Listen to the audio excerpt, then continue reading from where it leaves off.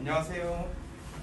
오늘 송실고 간담회 사회를 맡은 국어과 강사 오준호입니다. 일단 저는 사회고요. 뒤에 설명 식손이 따로 있으니까 일단은 식손 참조해서 들어주시면 될 것 같아요. 일단은 되게 지금 날씨도 춥고 상황도 상황인데 참석해 주신 것 자체에 감사 인사를 먼저 좀 드릴게요. 오늘 이제 설명 식수는 어떻게 되냐면 영어과부터 설명하고요. 그 다음에 과학과, 국어과, 수학과 수능으로 진행이 될 예정입니다. 그래서 제가 국어과이면서 사회이기 때문에 초반에는 제가 사회를 맡고 이따가 국어 설명할 때 다시 돌아올 거예요. 그리고 일단 영어과부터 이따가 설명을 해주실 거고 과목별로 예정 시간은 20분 정도로 예정이 되어 있습니다. 그래서 지금 40분 정도부터 영어과가 시작을 할 거니까요. 정시까지 영어 설명이 있을 거예요. 그래서 질문이나 이런 것도 정시 정도까지 맞춰주시면 될 것 같아요. 다음 과목에 설명이 들어가야 되니까요. 그래서 추가적으로 또 질문이 필요하신 분들은 저희 학원 재원생인 것 같은 경우는 전화로 이런 거 연락을 주시면 되잖아요, 선생님한테. 그리고 원회생 학부모들 같은 경우는 이따가 끝나고 원회생 간담회가 따로 있어요. 그래서 저기 밖에 저기 책상들 놓여 있는 데가 저희는 카페라고 부르거든요. 애들이 공부하고 그러는 혼공하는 곳인데 저기서 이제 원회생 학부모님들께서는 모여서 뭐 필요하신 질문을 조금 더 하시고 그 다음에 귀가해 주시면 좋을 것 같습니다. 저희가 오늘 일단 예정되어 있는 그런 기출 설명은 중간고사, 기말고사 등을 포함해서 1학기 정도를 대상으로 진행이 되고 있어요. 그래서 그 기출 설명 자료가 지금 들고 계시는 거기 철되어 있는데 다 들어있거든요. 그래서 설명 들으실 때 PPT를 보시는 것도 좋은데 거기 비슷한 내용이 다 안에 있을 거거든요. 기출 설명. 그래서 글씨가 좀 잘 안 보인다든지 하실 때는 거기 안에 자료를 보시면서 들으시면 될 것 같아요. 40분부터 일단은 시작을 하도록 하겠습니다. 영어과 선생님이 반갑습니다. 네, 안녕하세요. 일단 저희 베이스 캠프에서 숭실고등학교의 영어를 담당하게 된 김상백이라고 합니다. 일단 저희 학원에서 영어 수업은 주중으로 잡히게 됐어요. 그래서 수요일과 금요일날 수업을 하게 되고요. 시간은 여기 적혀진 대로 수업이 진행이 됩니다. 그래서 지금 뭐 재원생들 같은 경우는 건희 어머님 수업이 진행이 되고 있는 상태고 오늘만 좀 제가 공부할 다른 걸 좀 주고 있는 상황입니다. 설명하고 또 바로 수업으로 수입이 합니다. 네, 이렇게 해서 좀 저희가 주중에 수업을 진행을 하게 됩니다. 간단하게 숭실고등학교가 어떤 영어 과목에 있어서 출제적으로 어떤 특징이 있는지 그런 것들 좀 간단히 설명을 드릴게요. 첫 번째로 좀 기출 문제들 좀 분석을 해보면 시험 범위 크게 나누어 보면 이렇게 네 가지로 나누어 볼 수 있어요. 그래서 백신복화라는 단어 교재를 사용하게 되는데 이건 작년 기준이에요. 그러니까 현재 2학년이 되는 친구들 기준입니다. 특징이 매년 바뀌어요. 단어 교재가 매년 바뀌어요. 그래서 요 교재 미리 사서 공부할 필요 없습니다. 바뀔 거예요. 그래서 아마도 새로운 단어 교재가 채택이 될 거고요. 그 단어 교재를 이용해서 수행평가를 하게 돼요. 그래서 단어책 학습을 좀 철저하게 해야 합니다. 평상시에. 그래서 이런 단어책을 사용한다는 거 그게 좀 가장 큰 특징입니다. 이 백신복화라는 단어책은 솔직히 말씀드리면 메이저 교재는 아니고요. 그러니까 많이 널리 사용되는 교재는 아니고요. 조금 특징이 그래요. 매년 선정하는 단어 교재마다 이거 뭐 잘 안 팔리는 단어책에 도움을 주려고 선정을 하는 건가? 라는 생각이 들 정도로 좀 계속 마이너한 단어책들만을 선택하더라고요. 네, 그래서 아마 올해도 그런 좀 단어책이 선정되지 않을까 그렇게 예상을 하고 있고요. 그다음에 영어 듣기가 출제가 돼요. 5문항이나. 근데 영어 듣기는 어디에서 출제를 하냐면 보통 지나간 후에 3월달에 모의고사를 보게 돼요. 모의고사를. 그래서 그 모의고사에서 듣기가 총 17문제, 스크립트가 총 16개가 이제 나오게 되는데 그 16개의 스크립트를 활용해서 5개의 문제를 출제합니다. 물론 모의고사에서 출제한 문제와는 다른 문제가 출제가 되겠죠. 내용을 바꾸지는 않아요. 왜냐하면 이미 녹음이 된 스크립트를 활용하기 때문에 내용이 변하지는 않지만 문제는 바뀌게 됩니다. 그래서 이거 어떻게 준비해야 되냐면 그 듣기의 스크립트를 완벽하게 분석을 하고 있어야 돼요. 완벽하게. 그렇게 준비를 해 나갈 거고요.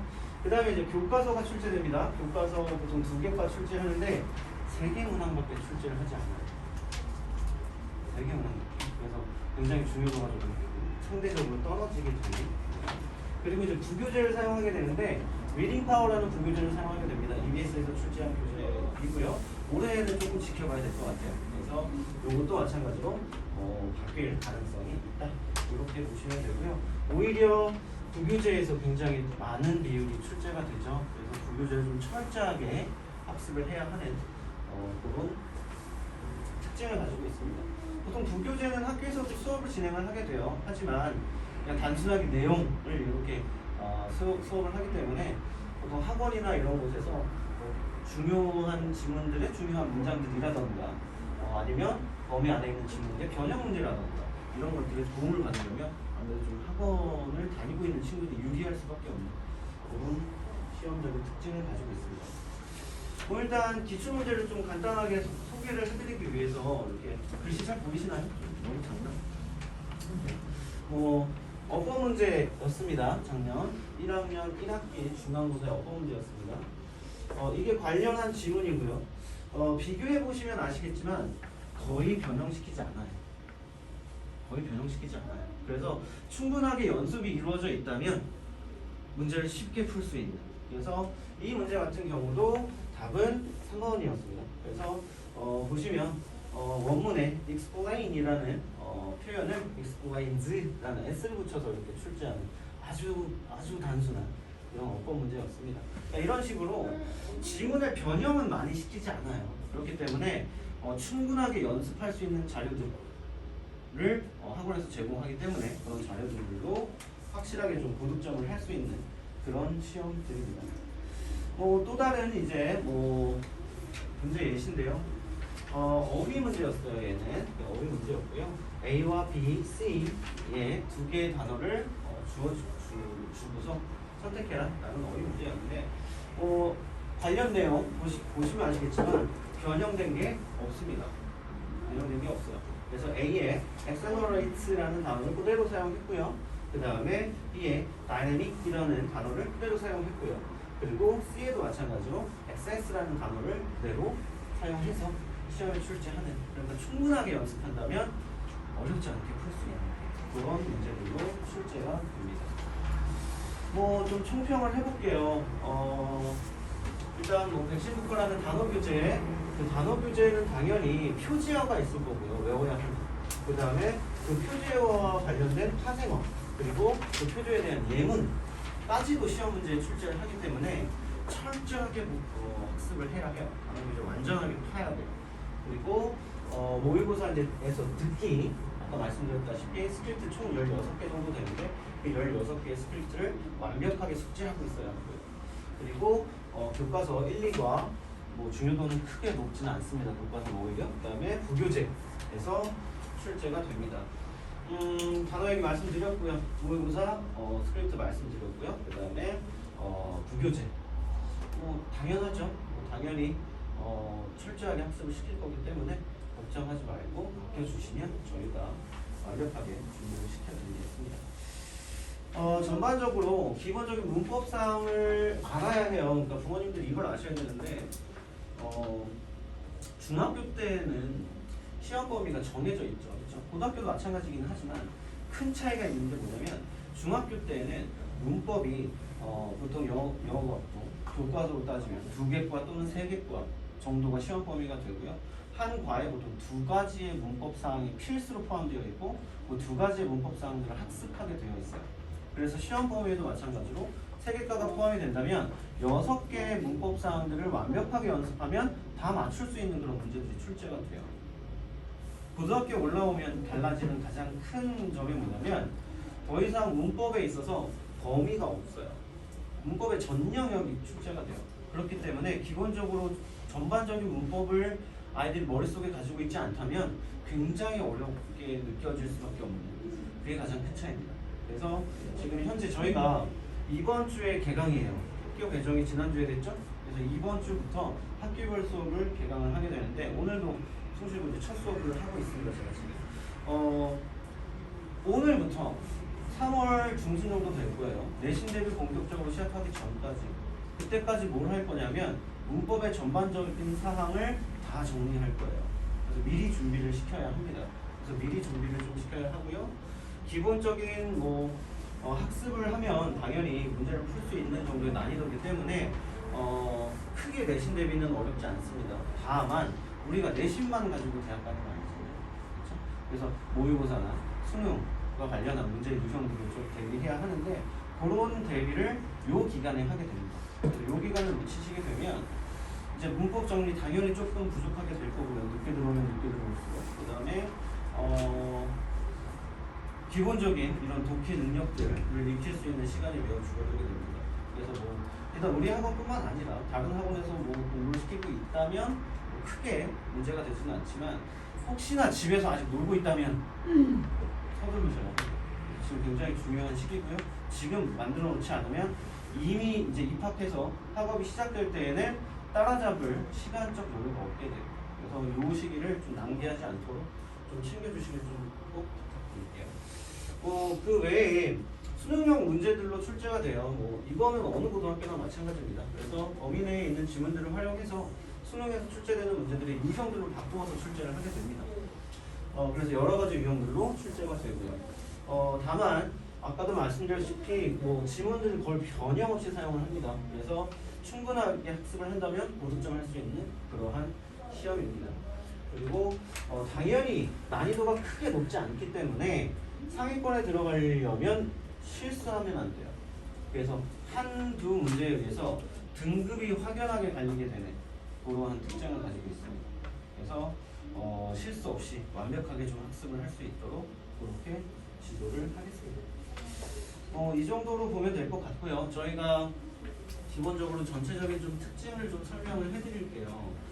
일단 저희 학원에서는 물론 당연히 해야 할 학습들을 수업 시간 내에 진행을 하게 되고요. 그리고 나서 이제 그 외에 이제 어떻게 관리를 하고 있는지 좀 보여드리려고 하는데요.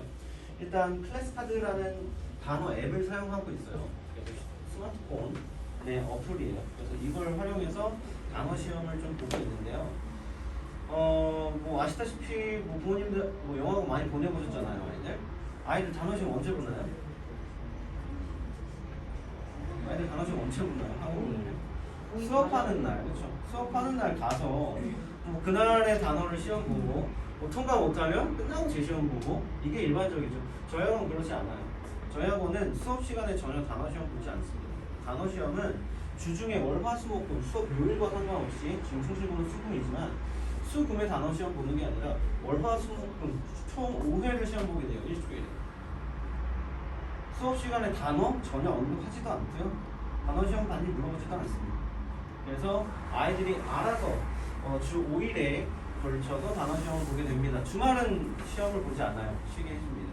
그래서 주 5일에 걸쳐서 월화수목금 총 5회의 단어 시험을 보게 되고요. 매일 새로운 단어와 그 다음에 우리가 단어장으로 단어 공부를 하게 되면 제일 큰 단점이 뭐냐면 앞에 부분 공부한 내용, 외웠던 내용들을 뒤에 넘어가서 다 까먹는다는 거야. 이게 가장 큰 단점이거든요. 그래서 저희는 그 단점을 좀 최소화하기 위해서 매번 누적 단어, 복습 단어를 함께 시험을 봅니다. 그래서 총 두 가지의 단어 시험을 봐야 해요. 매일. 그래서 새로운 단어 출제된. 그 다음에 두 번째는 이전에 봤던 들의 누적 복습. 이렇게 해서 좀 아이들이 앞에 외웠던 단어들을 그래도 좀 최소한 잊어버리지 않고 좀 가져갈 수 있도록 이렇게 좀 반복적으로 시험을 보고 있고요. 매일매일 단어 관리를 어떻게 하고 있냐면 지금 잘 안 보이는데 요 화면이 제가 이제 제 노트북의 화면을 캡처해서 이렇게 이미지로 넣어놓은 거예요. 그래서 실시간으로 지금 제가 맡고 있는 해당 학생들이 어떻게 단어 학습을 하고 있는지를 모니터링하게 해주는 그런 화면입니다. 그래서 어떤 학습을 했고 학습도 여러 가지예요. 그래서 암기 학습, 리콜 학습, 스펠 학습 이런 세 가지 학습을 통해서 아이들이 단어를 외우게 되고요. 그 다음에 단어 테스트를 보게 되는데 테스트를 본다면 그 테스트의 점수들을 이렇게 제가 실시간으로 확인할 수 있거든요. 그래서 항상 월화수목금에 밤 10시부터 제가 이제 단어 확인을 합니다. 그래서 그때 단어 통과를 했다면 제가 딱히 뭐 연락을 하거나 괴롭힐 일이 없죠.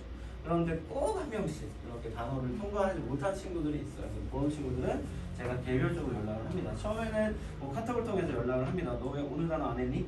대부분은 답이 와요. 깜빡했어요. 뭐 오늘 바빴어요. 그래서 뭐 이렇게 소통을 하면서 그날의 단어를 마무리할 수 있도록 제가 그렇게 주의를 주고요. 단어 개수는 그렇게 많지는 않아요. 매일 새로 출제되는 단어는 매일 40개씩. 매일 40개씩. 그 40개의 단어는 또 그 다음 날에는 누적 테스트에 들어가게 돼요.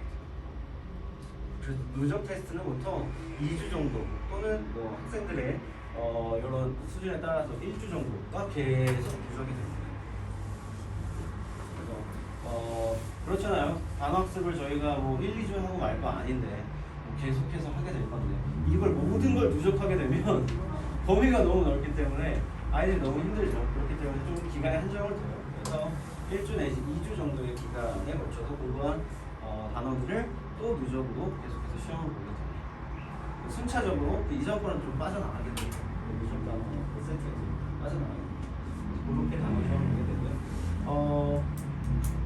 제가 이렇게 확인한 결과를 이제 주말에 제가 부모님들께 성적표를 발송해 드립니다. 카톡을 통해서. 그래서 우리 아이가 건이가 이번 주에는 단어 시험을 이렇게 봤구나 라는 걸 토요일에 받아보실 수 있을 거예요. 그래서 잘 했다면 칭찬해 주시고요. 이번 주에 단어 하느라고 고생했네 라고 칭찬해 주시고요. 만약에 좀 부족한 부분이 있다면 좀 다음 주에 더 잘하자, 선생님한테 연락 왔다 이렇게 한마디 해주시면 또 아이들이 긴장해서 또 그 다음 주에 단어를 또 열심히 했더라고요. 그래서 이렇게 단어를 관리하고 있습니다. 자, 그 다음에 이제 저희가 145공제라는 독해 교재를 사용해요. 이거 저희 학원에서 직접 제작한 교재고요. 기존에 출제되었었던 그런 지문들 중에서 저희가 좀 좋은 지문들을 엄선해서 1350개의 지문들을 선정을 했고요. 그래서 그 지문들을 각 수준에 맞춰서 레벨 1, 레벨 2, 레벨 3에 맞춰서 교재를 제작했습니다. 그래서 저희가 그 해당 학생들 학년에 맞게 레벨을 사용하고요. 당연히 이 지문들은 모의고사, 수능에서 기출이 된 지문들이에요. 그래서 영어, 뭐 다른 과목도 마찬가지지만 가장 좋은 학습은 이미 출제되었던 지문들을 통해서 유형을 확인하고 연습하는 거거든요. 그래서 그런 지문들로 교재를 만들었습니다. 그 다음에 이 해당 지문들의 단어는 플래시카드로도 학습을 할 수 있습니다. 그래서 저희가 따로 기존에 해야 하는 그런 단어 세트 말고 또 추가적으로 진행되는 독해의 지문들도 단어 세트를 제공하고 있습니다. 그래서 그 단어들은 하지만 필수는 아니에요.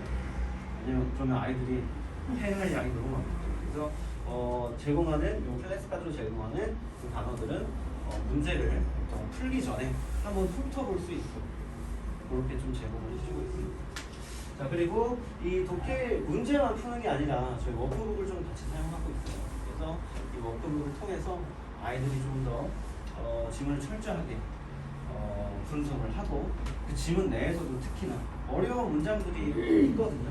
그 어려운 문장들을 구문 분석하고 직독직해하고 하면서 좀 더 독해 능력을 키워나갈 수 있는 그런 워크북을 동시에 사용을 하고 있습니다.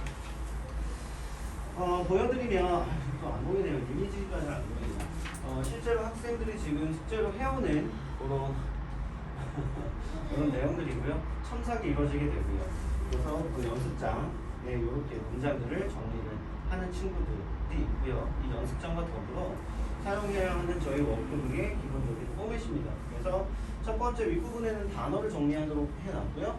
그 다음에 밑부분에는 문장들을 좀 정리하도록 이렇게 준비를 했습니다. 그래서 이 단어 칸에는 뭐 하는 거냐면 우리가 독해 지문들 중에 모르는 단어들 분명히 있잖아요. 그래서 그 모르는 단어들을 본인이 정리하도록 좀 칸을 만들어 놨어요. 그러니까 이런 걱정을 하시는 부모님들이 계시더라고요. 왜냐면 저희가 단어 어플을 사용하다 보니까 실제로 뭐 부모님들이 저희 때는 저희 때는 단어 공부할 때 이렇게 쓰면서 외웠는데 아무리 세대가 바뀌었다지만 이거 스마트폰 앱으로 그냥 눈으로 보면서 공부하는 게 효과가 있나요? 라고 이렇게 걱정을 하시는 부분들이 계세요. 물론 세대가 바뀌었죠. 요즘 아이들 쓰는 것보다 폰이 훨씬 더 편하잖아요. 그리고 이 폰으로 할 때 가장 큰 장점은 뭐냐면 동시에 들을 수 있다는 거예요. 단어를. 그러니까 왜 가끔 지금 뭐 제가 가르치고 있는 친구들 중에는 없지만 가끔 단어를 혼자만의 방식으로 발음을 하는 친구들이 있어요. 그렇게 외운 단어는 쓸모가 없어요. 왜냐면 그 단어가 듣기에서 출제가 됐다고 생각을 해보세요. 내가 나 혼자만의 방식으로 발음하면서 외웠던 단어랑은 다른 단어가 돼버린 거예요. 그래서 듣기 하는 데 있어서 전혀 활용할 수 없는 혼자만의 단어가 되는 거예요. 그래서 좀 그런 친구들을 위해서 혹시나 그래서 그 어플을 활용하게 되면 들으면서 암기할 수 있기 때문에 그 단어의 올바른 발음을 확인할 수 있습니다. 실제로 그렇더라고요. 발음 기호를 모르는 친구들이 의외로 많더라고요. 아무튼 네, 그렇게 해서 어플을 사용하게 되고요. 그 어플 이외에 확실히 손으로 좀 정리를 본인이 단어를 찾아가면서 정리를 할 때 또 좋은 효과를 또 얻기도 해요. 그래서 그 효과를 노렸습니다. 그래서 스스로 단어를 찾게 했고요. 뜻을 쓰게 했고요. 그 단어의 동의어와 반의어를 쓰게 했어요. 그래서 이거는 사전을 찾지 않으면 쓸 수 없습니다. 그래서 아이들이 사전을 찾아가면서 공부를 할 수 있도록 또 이렇게 준비를 또 따로 했습니다. 그리고 이제 각각의 문장, 지문 내에서 어려웠던 문장들을 아이들이 적고 총 3줄로 되어 있어요. 어떻게 되어 있냐면 문장을 쓰게 했습니다. 첫 줄에. 그 다음에 두 번째에는 그 문장을 분석하게 했습니다. 그리고 세 번째 줄에는 그 문장을 직독직해하게 했어요. 그리고 마지막 윗부분에는 의역하게 했어요. 그래서 아이들이 직독직해 능력과 함께 이 직독직해한 걸 논리적으로 완전한 문장을 만들어 보도록 이렇게 좀 연습할 수 있도록 이렇게 교재를 어플을 구성했고요. 학생들이 실제로 이렇게 숙제를 해오고 있습니다. 이 숙제는 아까 말씀드렸다시피 단어하고 똑같아요. 뭐냐면 수업이 있는 날만 하는 게 아니고 월, 화, 수, 목, 금, 중, 총 5회를 하게 돼요. 그래서 아이들이 일주일에 총 5페이지의 숙제를 하도록 되어 있습니다. 그리고 그런 친구들이 있어요. 수업 전날, 검사하기 전날 몰아서 하는 친구들. 몰아서 하는 친구들 모든 그렇잖아요. 저도 마찬가지입니다. 저도 항상 마지막까지 늦추었다가 미루었다가 마지막에 이렇게 막 하게 되는 그런 나쁜 습관이 있긴 한데 아이들 대부분이 그래요. 그래서 저희가 원하는 건 학생들이 최소한 하루에 1시간 정도는 영어를 좀 공부할 수 있도록 좀 시간을 갖게 하는 게 목적이에요. 그래서 매일 이렇게 숙제를 한 페이지, 그 다음에 단어를 공부하도록 그렇게 관리를 하고 있고요. 요건 어떻게 확인하고 있냐면 매일매일 아이들이 카톡으로 그날의 숙제를 찍어서 저희한테 보냅니다. 이것도 마찬가지로 제가 10시에 총 10시, 그래서 수업이 10시에 끝나는데 수업 때보다 더 바빠요. 10시 이후에 모든 걸 다 확인해야 됩니다. 확인하고 아직 안 보낸 친구가 있다면 또 개별적으로 카톡을 하게 돼요. 오늘 숙제 아직 안 올라왔는데? 하면은 뭐 여러 가지 뭐 변명들이 올라와요. 지금 하고 있어요. 부터 시작해서 여러 가지 변명들이 올라옵니다. 하지만 결국 다 완료한 것까지 확인을 하고요. 완료가 되지 않는다면 부모님들에게 연락을 해요. 그래서 안 된 부분이 있다고. 왜냐면 부모님은 아셔야 되니까. 뭐 잘하고 있는 거 굳이 잘하고 있습니다 맨날 보내드리면 이건 스팸 되잖아요. 그래서 안 돼 있을 때만 부모님들에게 연락을 드립니다. 오늘 뭐 건이가 해야 할 숙제가 좀 안 됐네요. 그래서 내일 숙제와 함께 내일까지는 꼭 다 제출할 수 있도록 부모님 한 번만 더 말씀해 주세요. 이런 식의 카톡을 보내드리겠습니다. 그래서 부모님들이 주중에 학생들이 어떻게 공부하고 있는지를 확인하실 수 있고요. 저에게 연락이 없다면 잘하고 있는 겁니다. 그래서 이렇게 관리를 하고 있고요. 마지막으로 요거만 좀 당부드리고 싶어요. 뭐냐면 지금 중학교 때 영어 자녀분들 중에 영어 A등급을 못 받은 친구 혹시 있나요? 다 A등급 받았나요? 일단은 참 훌륭한 자녀분을 두신 걸 축하드리고요. 다만 요 말씀을 드리고 싶어요. 중학교별로 약간씩 비율은 좀 다르지만 제가 좀 조사를 해보니까 영어 과목에 A등급을 받은 친구들의 비율이 평균 40% 정도 되더라고요. 학생들의 40%가 영어 과목의 A등급이에요. 그래서 이런 경우들이 있습니다.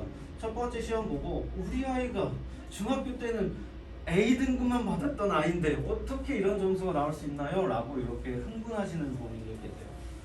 근데 오늘 요거 좀 기억해 주셔야 돼요. 중학교 때까지는 절대평가였지만 고등학교 올라오는 순간 모든 시험이 상대평가예요. 그래서 모든 시험에 등급을 매기게 됩니다.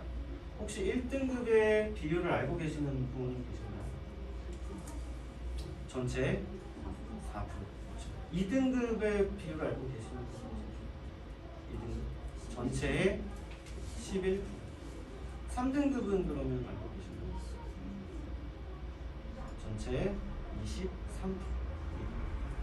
자, 대학 진학을 보게 되면요, 인서울 하기 위해서 최저 필요한 내신의 평균 등급 혹시 알고 계신가요?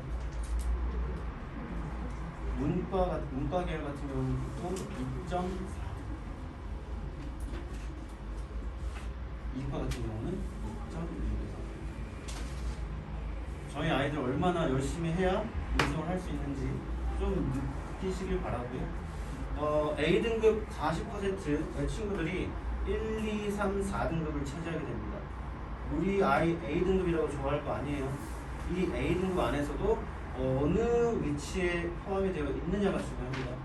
그걸 극복할 수 있는 마지막 시간이 2월입니다. 그래서 2월달 아이들 놀게 두지 마시고 빨리 준비 시켜주세요.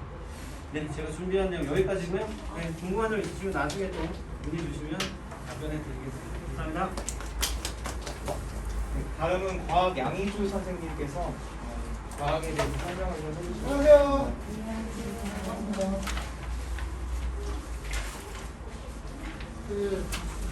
송실고 과학 얘기 해줄게요. 아구쪽이면 작년에 학부모 설명회 했었거든요. 작년에요.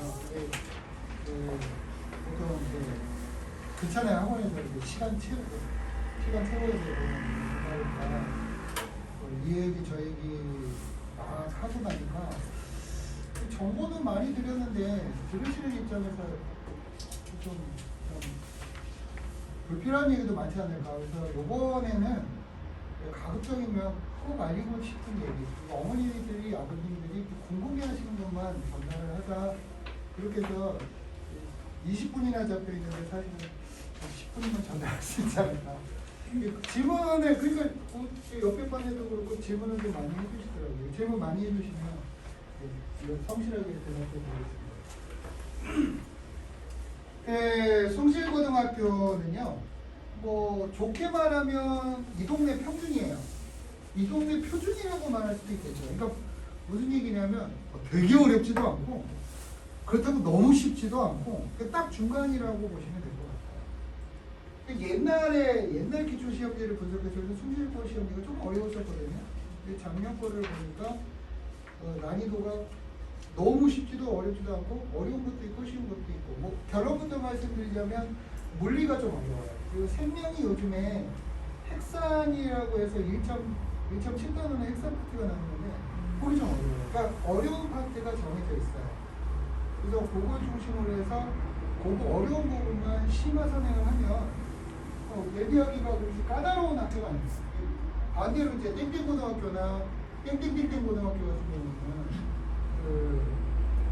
어려워요. 그래서 제가 심화를 폭넓게 해주는데 다행히도 작년에 땡땡고등학교는 제가 심화를 폭넓게 해줬는데 아주 성적이 굉장히 잘 나왔습니다. 애들이 잘 따라주게 돼요. 여기 폭넓게 해주는 건 저는 쉽거든요. 근데 받아들이는 입장에서는 학교에서는 이만큼을 배우는데 저는 이만큼을 해주니까 애들은 부담스럽습니다. 이 결과는 좋았습니다. 그래서 또 아까 말씀드린 그 어려운 부분을 심화를 조금 대비를 해주면 좋은 성적이 나올 수 있다. 요거는 이거는 학교 알림이라고 해서 학교 교육청 산하의 홈페이지예요. 제 자료가 아니고 교육청 자료입니다. 송실고가 2020년이죠. 2021년도 성과니까 2020년도 졸업생들. 2020년 고3 애들. 이 진학 비율을 보면 지방대까지 포함해서 4년제대가 43.8%고요. 전문대가 20.7%, 이타가 29.6%. 그러니까 4년제대에 가신다 그러면 43%니까 4등급 정도 되시면 되고, 5등급이면 전문대. 이렇게 커트라인을 잡고 보시면 될 겁니다. 등급이니까. 이 정도면은 서울 평균이 35에서 44이거든요. 이 정도면은 평균보다 약간 잘 보내는 편입니다. 네, 그렇게 파악하시면 될 것 같아요. 작년 통합과학 성적을 보시면 66.2인데요. 이것도 평균이에요. 높은 학교는 80점짜리 학교가 하나 있고 50점짜리 학교가 하나 있고 그렇게 하는데 60점대에서 70점대가 평균이라고 보시면 돼요. 딱 평균에 맞추고 있고요. 이제 여기서 요게 조금 신경을 써서 보셔야 될 부분인데 A가 90점, B가 80점, 70점, 60점 이하거든요. 네. 보시면 알겠지만 아까 비율로 보면은 딱 요거 여기에서 이렇게 아래는 여기에 달려있는 그러니까 여기에 들어가시려면은 AB에 들어가셔야 되고 AB면은 80점 이상이라고 보시면 됩니다. 과학이 80점 이상 나오면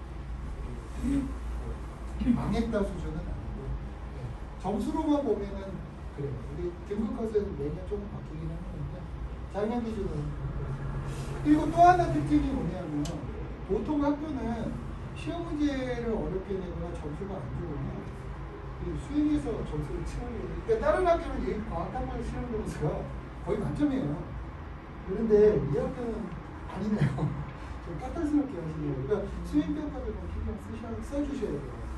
다른 학교는 수행평가 이제 심하게 비교해서 대충 해도 대충 거의 만점 주는데 이 학교는 좀 신경 써야 되고 대충 깐깐하게 준다는 얘기니까 이거 합산되거든요.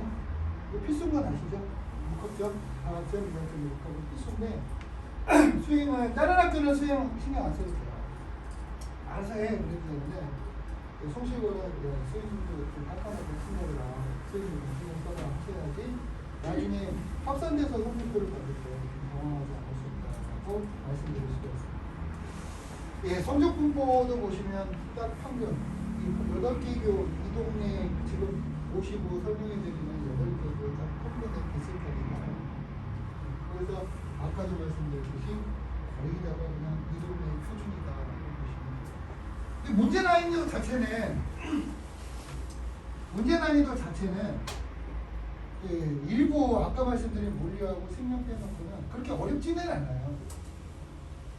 그래서 어렵지는 않은데 좀 특색이 있다라고 말씀드린 게 아까 물리가 좀 계산 문제가 좀 있다. 이따 보여드릴게요.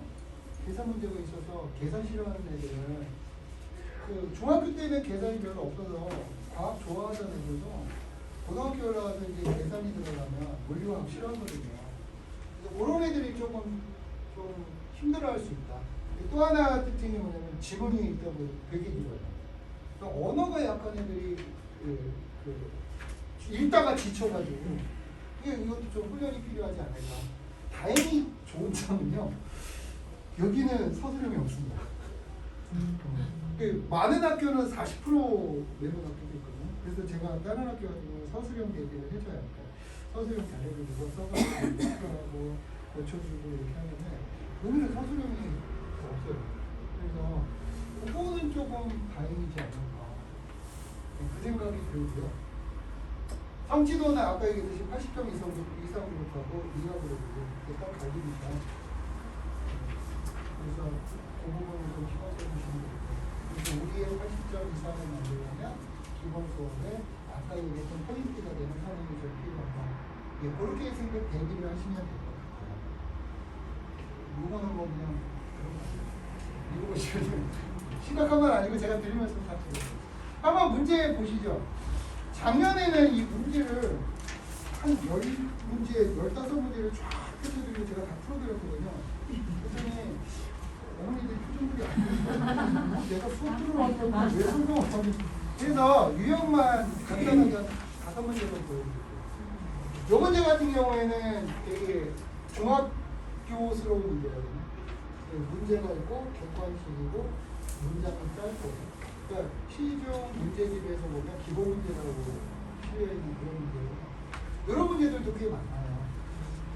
그러니까 애들이 이런 것만 보고 내는 잘해 이 정도면 충분히 하다가 이제 아까 밑으로 깔리는 거예요. 이게 지금 허해가지고 원래 원본은 안 되는데 허해가지고 저 보실지 모르겠는데요. 여기 보면 이게 생명이거든요. 핵산 부분의 문제인데요. 여기 보면 여기서요, GT, CT, T, 혹시 기억이 나시죠? 요거 가지고 뭐 사이토신이 10가지니 뭐 요게 상업부의 법칙과 관련이 있는 거거든요. 근데 원래 통합과학에서는 상업부의 법칙, 그러니까 상보적인 결합을 가르쳐줘요. 아데닌과 타임, 그냥 넘기시면 됩니다. 그러니까 아데닌과 타임이는 둘이 짝이고 구아닌과 사이토신은 짝이다 정도만 교과서에 나와 있거든요. 그 상하프의 법칙이라고 해서 뭐 피리미딘분의 퓨리는 1이 돼야 된다는 뭐 짝짓기가 어떻게 되는 그런 내용은 없어요. 근데 돼요. 이거 요거요? 네. 1.7단원입니다. 2학기 때에도 있어요. 근데 상하프의 법칙은 1단원에서 나와요. 그럼 저기서 1학년 1학기 때 나오는 시험이죠? 맞습니다. 1학년 1학기 때 나온 거고요. 요게 1.7단원에 나오는 단백질과 핵산에서 핵산 문제고요. 말씀하신 것처럼 2학기 부분에 생명 시스템에서 그 핵산이 한번 유전 현상이 한 번씩 나오긴 나와요. 근데 거기서는 상업회 법칙은 아닙니다. 여기서는 네, 그래서 생명을 요거는 사실 상업회 법칙을 좀 이거 말고도 더 어려운 문제도 있는데 그거는 원래 생도 문제예요. 내면 안 되는 건데 이 학교만 송실고만 그런 게 아니고요. 작년 재정년도 이거를 서울 전체에서 많이 냈어요. 그래서 얘네들이 아마 이건 것 같아요. 얘네들을 물리화학으로 선행으로 난이도를 높여버리면 애들이 어렵다 못한다라고 하니까 생명은 만만하니까 그래서 어려운 걸 내자 이렇게 해가지고 유행이 돼요. 이게 작년에도 그래서 제가 대선거를 요거 심화 문제를 풀어줬었거든요. 다행스럽게도 출제가 됐어요. 출제 안 됐으면 제가 욕 많이 먹었을 거예요. 하여튼 간에 이 송실고도 좀 해줘야 되고 그런 개성이 있다. 요거는 보시면 알겠지만 내용 자체가 어려운 건 아닌데 이게 모의고사 유형이거든요. 내용 자체는 어려운 게 아닌데 하나만 이 중에서 하나만 애매하면 다시 틀릴 수 있는 그런 문제거든요. 그래서 이런 것도 조금 지문이 길고 하나라도 틀리게 할 수 있는 이런 문제도 대비를 해서 하지 않으면 진짜로 안타깝게 틀리는 그런 문제가 꽤 많을 수 있는 학교예요. 요거는 역학 시스템 물리 문제인데요. 요거는 이렇게 보시면 숫자가 하나도 없죠. 그러니까 계산하는 문제가 아니라 개념만 묻는 문제예요. 그래서 처음에는 여기는 다양스럽게도 계산을 안 시키는구나 라고 했는데 이렇게 계산하는 문제가 나오죠. 운동량과 충격량에서는 계산하는 문제를 내더라고요. 그래서 물리 부분을 좀 신경 써서 계산하는 문제를 조금 해줘야 100점이 나오고 1등급이 나올 수 있는 학교다. 그래서 물리 계산도 조금 신경 써요. 아까처럼 그러니까 물리를 계산으로 100% 내버리면 애들이 다 손드니까 반반씩 섞으시는 것 같아요. 절반은 계산하는 거 말로는 절반은 계산하는 거. 아마 아까 얘기했던 상위 90점, 8, 90점 이상의 등급은 이런 문제가 아마 이렇게 구분을 하는 기준이 되지 않을까. 그러니까 이걸 1등급, 2등급 만드시려면 이런 문제를 해야 돼요. 그런 조치는 없고 3, 4등급 만족합니다. 그러면 방금 전에 이 정도 말로만 하는 부분만으로 충분한 학교입니다. 여기까지 말씀드렸어요. 유형은 이렇게 말씀을 드렸거든요. 제가 올해의 수업을 어머니께서도 이제 학교 다 다니셨으니까 수업하면은 전형적으로 이제 선생님이 서서 칠판을 평가하고 펼치고 공부학생 게시판 보리고 인용하고 뭐 그런 게 전형적인 수업인데 2022년도 맞아서 유튜브의 시대 아닌가 사실 화성에 젖어서 늘상 똑같은 걸 하는 게 제일 편하긴 하거든요. 근데 밀리부의 실현데 애들한테 조금 새로운 아이템을 좀 이벤트를 하는 게 낫지 않을까 싶어서 올해는 제가 수업을 1, 2부로 나누어서 진행을 해요. 고1만이요. 고2, 고3까지 하면 좀 죽을 것 같아서 일단 고1부터 했는데요. 1부는 동영상 보여드리는 기회가 싫은데 1부는 프레젠테이션으로 제가 그림하고 영상만 보여드려요. 그림으로 그래서 뭐 첫 단원이 빅뱅이다거나 야 빅뱅 첫 단원 패니까 로버트 호일이라는 사람 나오지 호일 누군지 알아? 그럼 호일 사진 보여주고 이 사람이 감옥부야 감옥부 보여주고 그래서 1부에 3, 40분 정도 길면 1시간 정도는 제가 영상으로 그림만 보여주면서 배우게 될 내용과 관련 있는 여러 가지 자료들을 보여주는 시간으로 꾸몄고요. 2부 수업으로 들어가면 전통적으로 하던 그 판서 수업 발표하고 이거 나와 그리고 그거 판서 수업을 해주고 이제 마지막에 그 확인학습 문제 같이 풀어보고 교재는 자세 교재는 교재는 준비 안 하셔도 돼요. 그거 풀어주고 이게 참 이것도 좋았던 것 같아요. 지금 보실 기출문제집 있잖아요. 그걸 애들한테 보여줬어요. 니네 학교 지금 송실고만 보여주는 건 아니고 각 학교 섞은 걸 보여줬는데 작년에 이렇게 나왔어 라고 하는 걸 쫙 보여주니까 애들이 내가 배운 게 있잖아요. 그리고 작년에 기출문제를 보여줬잖아요. 그래서 애들이 피부에 와닿는 것 같아요. 내가 배운 게 작년에 하고 연습이 되는구나. 그러면 내가 이걸 해야 되겠구나. 그래서 지금 반응이 참 아주 객관적인 증거는 없습니다. 반응이 참 좋았거든요. 애들 괜찮냐? 좋다고 얘기는 들었는데요. 제가 1월 달부터 3월 달 시험 대비 들어가기 전까지는 이렇게 계속 진행을 할 것 같아요. 그리고 시험 대비에 들어가면 그때 가면 조금 주차별로 난이도를 높여가면서 심화 수업을 진행하려고 합니다. 그게 제 계획입니다. 혹시 궁금한 거 있으시면 성실하게 최대한 짧게 하려고 애썼는데 10분 남았네요. 죄송합니다. 수업 시간표는 지금 현재 1월, 2월은요 월, 수, 목, 토 이렇게 네 타임이고요. 시간대는 각각 4시, 7시, 4시, 7시, 4시, 7시, 7시, 10시거든요. 토요일만 7시, 10시인데요. 요거는 죄송합니다만 3월달이 되면 아마 학교별로 난이도를 높은 학교가 있어요. 땡땡부하고 땡땡부는 되게 어려워요. 그래서 걔네들은 제가 따로 편성을 해서 이런 아까 말씀드린 일부 수업 이제 그만하고 판서 수업으로 심화 수업만 할 거고 나머지는 지금 말씀드린 것 계속 진행할 거고 그래서 그때 되면은 아마 시간표 변동이 있지 않을까 싶은데 현재는 월수 목토 아까 말씀드린 4시 7시, 4시 7시 토요일만 7시였습니다. 네. 그러면 3월부터는 학교별로 반이 짜지는 건 아니죠? 학교별로 반이 짜는 건 아니고요. 그때 제가 조사를 해야 돼요. 과학 선생님 보통 두 분이시거든요. 한 분 한 분이 어느 걸 맡으냐고. 작년 기준으로 대성고 같은 경우에는 두 분이 맡으셨는데 중간고사 1단원, 기말고사 2단원, 중간고사 3단원, 기말고사 4단원 이렇게 나가는 학교도 있고요. 예, 그 다음에 어떤 학교, 이 학교는 진짜 욕하면 안 되죠. 이 학교는 좀 환상의 학교가 있는데요. 그 학교는 한 선생님은 1단원, 한 선생님은 4단원, 뭐 3단원, 2단원 막 나가가지고 굉장히 힘들어하는 학교도 있고요. 그래서 제가 3월달에 애들 짐도 보통 애들 전달 하거든요. 선생님들 돈이 많이 여기서 여기까지 하고 그거를 제가 조사를 해서요. 같은 학교별로 묶어가지고 진행을 할 계획입니다. 그리고 이제 아까 말씀드렸듯이 특생이나 아주는 거기하고 따로 편성해서 수업이 내용이 다를 거예요. 그럼 주차별로 같은 내용인 건가요? 현재 3월 두 번째 주까지는 같은 내용입니다. 진도도 같고 한 주. 내용도 같고. 예.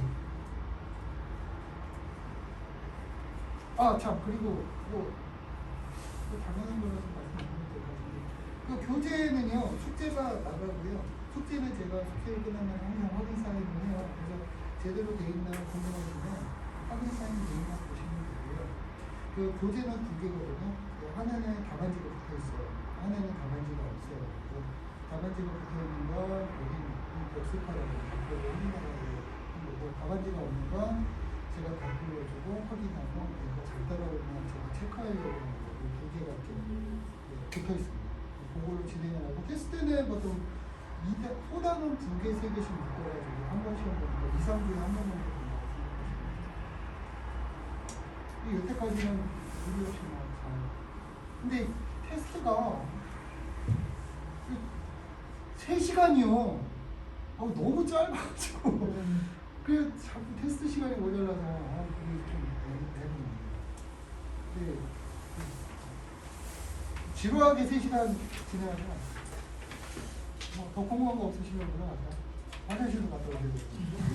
올라가겠습니다. 감사합니다.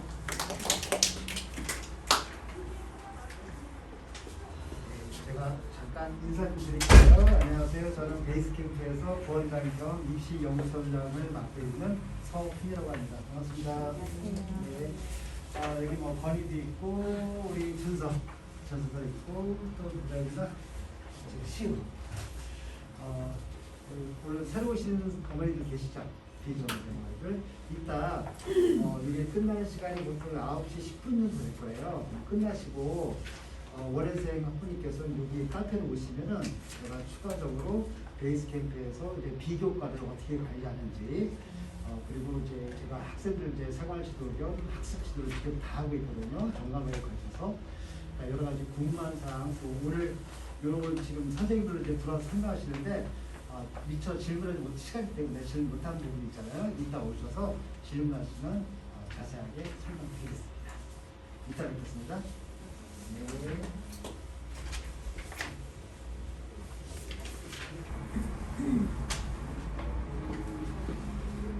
안녕하세요. 네, 돌아왔습니다. 제가 옆에 다른 강의실에서 또 설명이 있어가지고 지금 조금 시간이 늦은 것 같네요. 8시 20분까지 들어왔어야 되는데. 숭실고등학교 국어 내신 기출 분석 및 출제 경향 말씀드리도록 하겠습니다. 일단은 아까 말씀드렸듯이 저는 국어 맡고 있는 오준호고요. 좀 설명을 드릴게요. 일단 출제 범위 좀 보시면 범위 자체는 크게 딱 보셔도 무슨 작품 나왔다 이런 거는 똑같은 작품이 나온다는 보장이 없기 때문에 작품은 의미가 없고요. 그냥 문항수만 확인하시면 돼요. 문항수랑 문제 구성 같은 거. 그러니까 문항수 자체는 27문항이었어요. 그래서 이제 기말고사가 27문항이고 중간고사는 조금 많았지만 그래도 대부분 문항수가 적었다. 그리고 중요한 거는 숭실은 아주 좋은 점이에요. 숭실은 주관식이가 서술형이 없어요. 그래서 몰개관이기 때문에 되게 좋은 점이에요. 안 보잖아요. 그래서 전체적으로 평이한 시험이었다.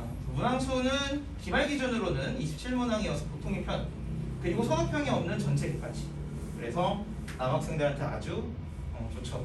왜냐면 서술형이 있는 학교들은 남학생이 있는데 서술형이 있는 학교 같은 경우는 꼭 학생들이 남학생들이 와서 이런 얘기를 해요. 와가지고 잘못 썼어요. 뭐 알았는데 어떻게 써야 될지 몰라서 머릿속에 쓰려니까 뒤죽박죽돼서 잘 못 썼어요. 뭐 이런 말 엄청 많이 하거든요. 근데 서술형이 없기 때문에 굉장히 남학생한테 유리하다. 근데 전체적으로 난이도도 평이하고 문항수가 적은데 근데 문제는 평이한 시험이라는 게 사실 고등학교 시험에서는 그렇게 좋지 않거든요. 아까 앞에서 이제 김상백 쌤, 영어 김상백 쌤이 말했듯이 고등학교는 아무래도 절대 상대평가기 때문에 애들을 줄 세우기를 어쨌든 해야 돼요. 어쨌든. 그러니까 결국에는 쉬운 시험이든 어려운 시험이든 애들 줄 세우기는 해야 된다는 얘기거든요. 그렇다는 얘기는 쉬운 시험인데 줄 세우기를 하려면은 당연히 상위권 애들은 각축전이 엄청 심할 수밖에 없다. 그래서 그만큼 커트라인이 올라가기 때문에 한 문제만 틀려도 등급 유지에 치명적이다. 그래서 등급 컷이 90점대 초중반, 중반기만 합쳐서 초중반 정도로 이제 보고 있습니다. 그럼 초중반 써놨지만 중반 정도로 보시면 될 것 같아요. 좀 중반. 그러면 95점 6점 이 정도 되겠죠. 이제 문제별로 이제 그 배점의 차이가 있긴 하지만 문항수가 적으면 배점이 올라가시는 거 알죠? 그래서 뭐 문항수가 3점, 4점 이렇게 되면은 하나 틀리면 뭐 간신히 1등급 되거나 하나 더 틀리면 이제 2등급 떨어지거나 이렇게 되겠죠. 그래서 진짜 한 문제 차이로 갈릴 수 있다. 그래서 서술형이 없어서 아이들이 실수할 부분은 없지만 정말 아이들이 꼼꼼히 공부를 해야 돼요. 그러니까 이제 쓰기는 꼼꼼히 안 해도 돼요. 서술형이 없으니까. 하지만 읽기를 꼼꼼히 해야 된다. 그게 이제 성실고 시험의 특징이라고 보시면 될 것 같습니다. 그래서 맞춤 대비만만 이렇게 제가 적어놨는데요. 한정된 지문에서 문제가 출제됩니다. 지문 아까 보셨는데 다시 살짝 앞에 돌아가서 이거 보면요. 여기 보면 교과서 뭐 첫사랑 가시리 교과서 그리고 교과서 문법 하고 2021년 고1 3월 모의고사 몇 개 이렇게 있거든요. 그러니까 그 시험 범위 자체가 교과서 앤드 그냥 그 시험이랑 가까운 월별 모의고사 그해 거. 그러니까 애들이 공부해야 될 분량 자체가 교과서에 있는 몇 안 되는 작품. 지금 딱 봐도 작품이 시 하나, 첫사랑 시 하나, 가시도 시거든요. 시 2개, 돌다리 소설이고요. 성난기계 희곡 하나, 토공전. 이거 여기서부터 이제 2021년 거니까 넘어가고 문법. 그러면은 시 2개, 소설 하나, 희곡 하나, 문법 조금. 이게 시험 범위 다예요. 그러니까 애들이 공부할 분량이 되게 적어요 생각보다. 그리고 모의고사도 한 회차에서 나오는 거니까. 단적인 예로 같은 이제 난고 중에 하나인 대성고를 예를 들면 제가 대성고도 이제 내신을 하지만 대성고는 매 회차마다 모의고사 3개년도가 시험범위예요. 그러니까 교과서 빼고 교과서도 들어가고요. 3회차 무조건 기본 3년도. 그러니까 얼마나 시험범위가 비교해서 적은지 아시겠죠. 그러니까 선생님들도 적은 분량에서 문제를 다 출제를 해야 돼요. 그러니까 정말 지문에서 샅샅이 훑어서 내거든요. 이 얘기는 그 보통 지문 시 같은 거 보면 정말 그 시에 막 정말 중요한 표현 방법 같은 거나 주제 같은 게 있죠. 그런 거 외에도 예상치도 못한 부분에서 물어볼 수도 있는 표현 방법까지 다 샅샅이 공부를 해야 된다는 얘기거든요. 그래서 선생님들도 짚어줄 거예요. 학교에서도 짚을 거고 학원에서도 짚을 거고. 그래서 개별 지문을 정말 꼼꼼히 파악해야 된다. 그러니까 내신 성실고만큼은 내신 대비할 때는 적용 이런 게 심화 이런 거 의미 없습니다. 일단 기초. 일단 어떻게든 교과서 내가 시험 전날까지 교과서에 있는 작품문을 진짜 거의 암기한다는 마인드로 가져가야 돼요. 원래도 그 텍스트를 암기하면 다이얼로그를 암기하면 좋지만 성실은 특히 그래요. 애초에 뭐 모의고사 3회차 있는 학교는 외울 수가 없어요. 지문이 엄청나게 긴데 어떻게. 근데 얘네들은 분량 자체가 암기도 가능할 정도로 양밖에 안 됩니다. 그렇죠. 그리고 그 시험과 가까운 모의고사에서 중간고사 같은 경우는 3월 모의. 그래서 어려운 지문 골라서 병영 문제를 내신냅니다. 그래서 모의고사 보고서도 중요해요. 이 3월 모의고사 이제 애들 올라가서 3목 볼 거잖아요. 3목 보고도 중요해요. 왜냐면 내가 성실고 배정 받았다? 근데 3목 봤다? 아 이거 중간고사에 3목고 중에 어려운 지문 들어가겠구나. 그러니까 내가 3월 모의고사 학교에서 봤는데 보고 나서 3목 이제 뭐 성적 받아보고 뭐 시험지에서 어려운 지문 뭐 이거 진짜 뭐 어려워서 손도 못 대는 지문 뭐 하나 있었다. 그럼 그게 나올 거예요. 아마. 그러니까 모의고사 풀고 나서 피드백도 되게 중요하다. 개인 피드백도 중요하고 뭐 개인이 피드백 못하면 학원에 가져가서 이번 거 회차인데 선생님 이거 모르겠어요 하고 알려달라는 그런 마인드 이게 되게 중요하다. 그 다음에 실수 절대 하지 많은 건 이거는 뭐 기본이고요. 한 문제만 틀려도 등급이 엄청나게 치명적이다. 그리고 남고 애들은 꼭 항상 잘못 봤다는 말을 하죠. 그렇습니다. 그래서 뭐 싱술고 기출 문제 예시인데 이거는 뭐 너무 조그매서 잘 안 보이네요. 뭐 그냥 이런 식으로 다음 중 니은과 같은 표현 방법이 사용되는 것 하고 이게 본문이고요. 니은의 이 파란 바람인데 이게 이제 사실 답이 시적 포용이에요. 왜냐면 원래는 파란이라고 써야 되니까요.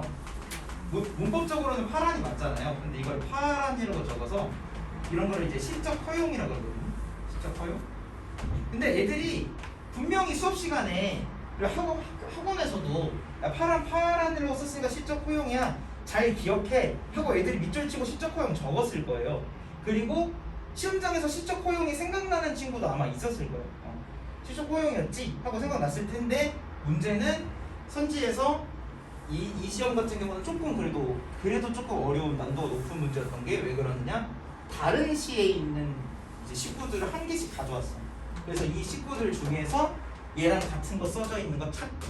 근데 사실은 여기 파란 바람하면 여기서 애들이 생각할 수 있는 표현법이 되게 많거든요. 파란하니까 색깔을 고르라는 건가? 시각적 심상. 파란이니까 색깔 고르라는 건가? 파란 바람이고 바람은 피부로 느껴지는데 색깔로 했네. 이걸 이제 공간각적 심상이고 공간각적 심상이고. 그러니까 애들이 그냥 발문에 시적 호용 찾으세요 하고 선지 5개 주면 그것만 집중해서 찾으면 되는데 파란 바람하고 밑줄 치고 찾으라고 하면 애들이 시적 호용이라는 걸 일단 떠올릴 수 있어야 되고 그 다음에 다른 시의 선지에서 처음 보는 시에서 시적 호용을 찾을 수 있어야 되거든요. 근데 답 자체는 그렇게 막 어렵지 않았어요. 답 자체는 어렵지 않은데 왜냐면 2번에서 여기 홀로를 호올로라고 쓴 부분이 있거든요. 홀로를 호올로라고 써요. 호올로.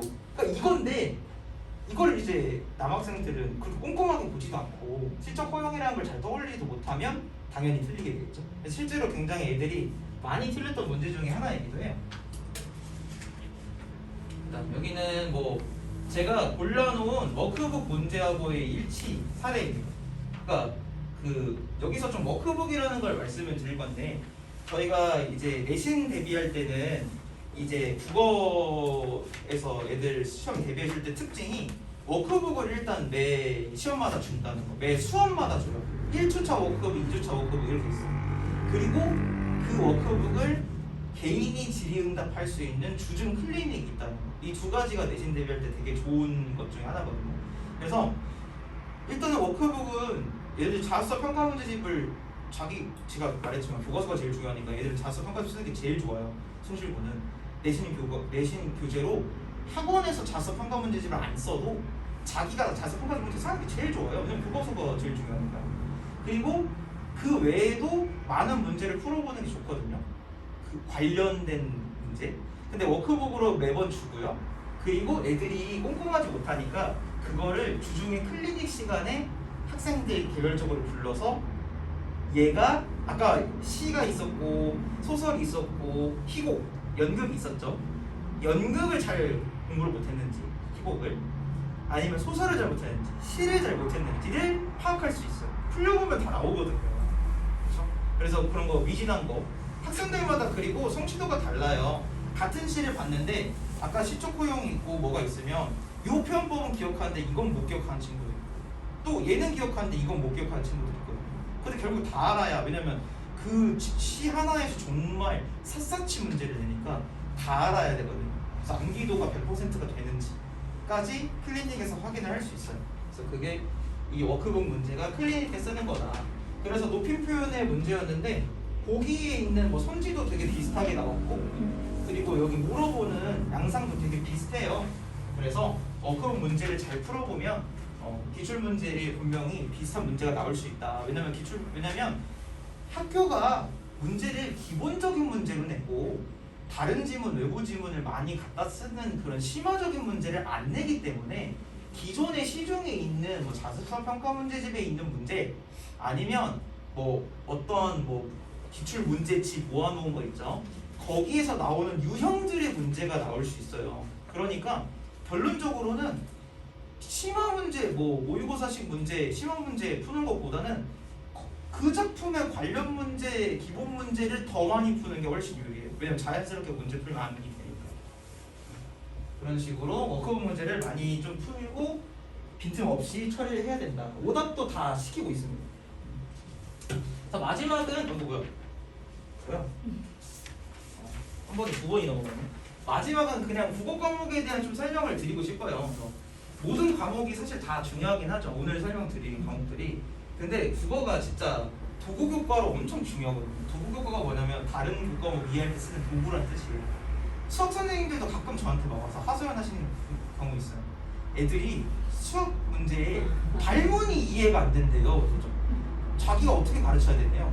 그걸 왜 저한테 국어쌤이 잘해달래요. 아니 근데 제가 그렇다고 수학을 가르칠 수 없잖아요. 발문이 그러니까 수학 개념이 아니라 공식이 아니라 공식은 받아들이죠. 애들이 요즘 애들 좀 머리 똑똑하니까. 근데 발문을 조금만 복잡하게 쓰면 이해를 못한다고 그런 식으로. 그러니까 결국에는 국어가 다른 과목 공부하는 도구국어가 될 수 있다는 거예요. 그리고 암기 과목은 뭐 벼락치기를 할 수 있어요. 그렇죠? 한국사 같은 경우에 뭐 얘들아 이번 시험 범위 선사시대부터 삼국시대까지야? 뭐 이러면 외우면 되잖아요. 그냥 그 안에 달달달 외우면 되거든요. 근데 국어는 내신 같은 경우는 암기해서 그래도 어느 정도 되지만 아까 그렇다고 해서 100% 대비 안 돼요. 왜냐 아까 앞에 제가 기출문제 드린 보면은 선지 외부 선지 나온 거 있었잖아요. 결국에는 전반적인 국어 실력이 올라가야만 확고부동하게 1등급을 노릴 수 있어요. 왜냐면 1등급이 너무 퍼센티지가 적으니까. 저는 이제 완전 1, 2등급권을 목표로 하는 친구들 얘기로 들어서 말씀드리는 거예요. 그래도 국어 우리나라 말인데 1, 2등급 받아야 되잖아요. 목표가. 그러려면 결국에는 암기는 완벽하게 무조건 1등급을 보장하진 않는다. 어느 정도 자기 개인 능력이 돼야 상 문제가 한 4문제, 3문제밖에 안 나오거든요. 난도상. 그 상 문제를 하고 부동하게 풀 수 있겠죠. 아까 외부 선지 문제. 결국 개인 능력이 담보가 돼요.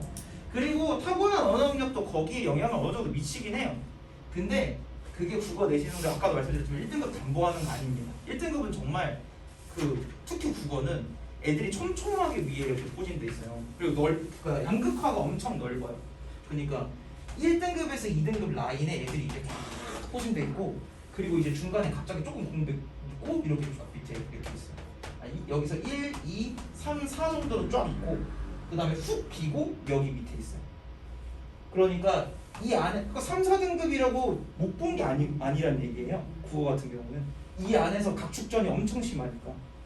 근데 한두 문제 차이로 여기로 가냐 일로 내려오냐는 결국 개인 국어 능력이 어느 정도 올라갔느냐에 달려있다.